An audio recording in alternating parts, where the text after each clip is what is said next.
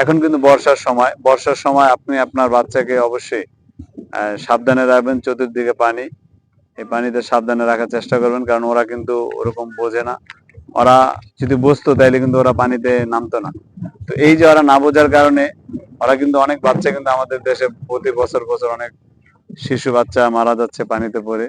তবে যেই ভাইয়েরা পানির মধ্যে এখন ডুবে আছে বা তলায় গেছে, অনেক কষ্টের মধ্যে আছে, আল্লাহ তাআলা সকলকে এর থেকে রেহাই করুক এবং পৃথিবীতে যত মানুষ আছে সকলকে সুস্থতা রাখুক, যারা অসুস্থ আছে সুস্থতা দান করুক, যারা অভাবী আছে অভাব অনটন দূর করে দেব এবং আমরা সবাই মিলে যেন পৃথিবীতে সুন্দরভাবে নেক হায়াত পাই, সেই প্রত্যাশা আল্লাহ তাআলার কাছে রইল। আসসালামু আলাইকুম, কি অবস্থা ভাইও?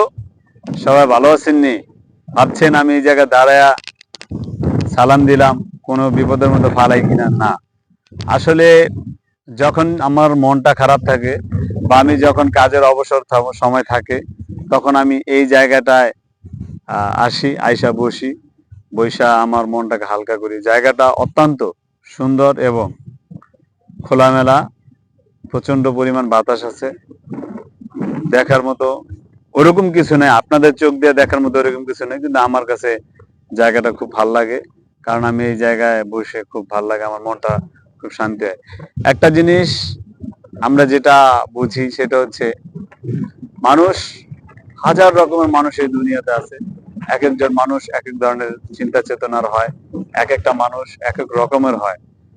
মনে করেন আমাদের ঘরে যদি 5টা ভাই বোন থাকে, 5জন 5 রকম হয়, সবাই কিন্তু এক হয় না। তো আমরা ওইভাবেই চলি, ওইভাবে মিলাই চলি। তো বর্তমানে এখন কিন্তু বর্ষার সময় আপনি আপনার বাচ্চাকে অবশ্যই সাবধানে রাখবেন। চতুর্দিকে পানি, এই পানিতে সাবধানে রাখার চেষ্টা করবেন, কারণ ওরা কিন্তু ওরকম বোঝে না। ওরা যদি বুঝতো তাইলে কিন্তু ওরা পানিতে নামতো না। তো এই যে ওরা না বোঝার কারণে ওরা কিন্তু অনেক বাচ্চা কিন্তু আমাদের দেশে প্রতি বছর বছর অনেক শিশু বাচ্চা মারা যাচ্ছে পানিতে পড়ে। তো এই বিষয়গুলো আপনারা খেয়াল রাখবেন এবং বিশেষ করে গবাদি পশু, তাদের অনেক কষ্ট হয়, কারণ চতুর্দিকে বর্ষা, পানিতে অনেক এলাকা তলায় গেছে। তো এই তলায় যাওয়ার এই যে বিষয়টা, এটা মনে করেন এখন বর্ষার মৌসুম, তো অনেক যেই সব জায়গা যেমন উত্তরাঞ্চল গুলোতে অনেক সমস্যা, ওইসব জায়গাগুলোতে পানি হয়ে গেছে।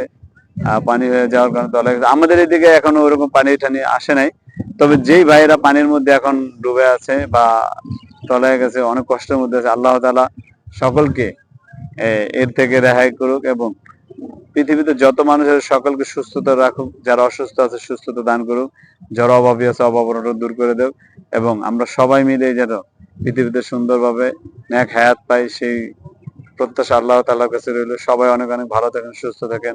আল্লাহ হাফেজ, আসসালামু আলাইকুম।